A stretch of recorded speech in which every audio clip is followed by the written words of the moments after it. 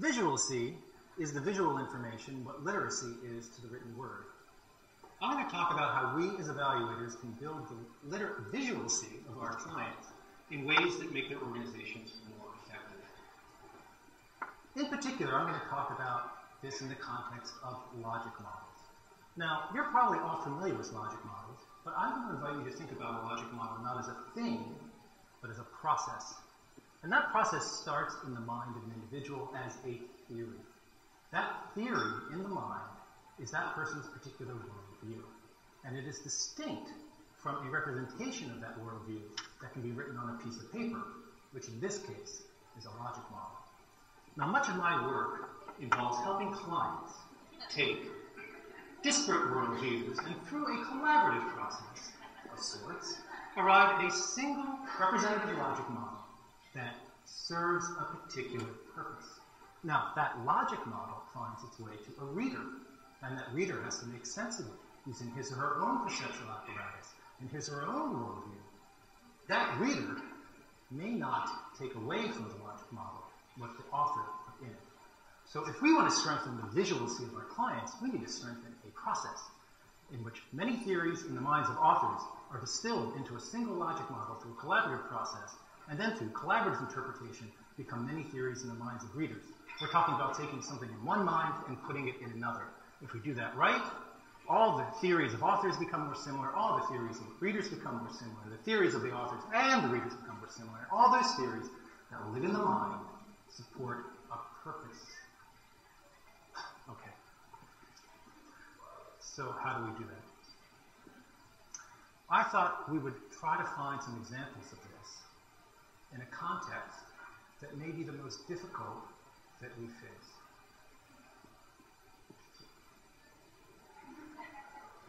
The war in Afghanistan. If we can find examples where visualcy works there, gives us some traction, well then there's hope for us in the work that we do. So this is the three-pillar model.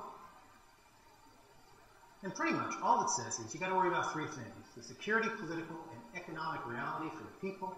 You get that right, everything else is taken care of. But you don't get that immediately from this graphic, do you? This is an example of a simple theory, but a complex representation. And this misses the mark.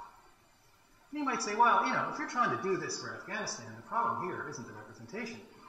Your theory is too simple. You need a complex theory. This is a complex thing. So we have an example of one of those.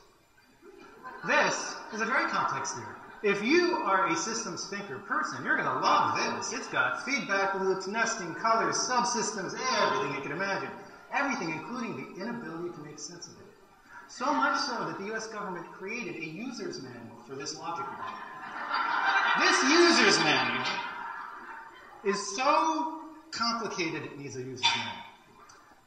Well, this is an example of a complex representation of a complex theory, and it misses the mark too. So much so that it is infamous, very infamous. Stephen Colbert has made fun of this. He thought, tongue-in-cheek of course, that this was a huge, huge step forward over the simple-minded theories of the Russians, which was kill mujahideen, win, drink vodka, which was even better than what had been done by the British, which was kill bloody savages, win, drink tea, oppress the Irish. So these Colbert spoofs are examples of simple representations of simple theories. Now, he's playing on the fact that we have this misconception that a simple representation must mean that there was not much thinking underneath it. But that's wrong. There's a sweet spot. Simple representations of complex theories. And I have a great example of that. The same spaghetti model that made no sense before was reimagined by someone named Ed Bowden. He took that same idea and made this. Looking at this, you instantly get it. You get the relationships. You need no special graphic skills to make this. I would have given him an A+ just for this, but no, there's more. It's interactive. Click on it. You get to see the subsystem. You get to see the way the interactions work. You can explore this. This is a tool that promotes common understanding for a purpose. And that's what visualcy does. And that is what we do as evaluators. Thank you.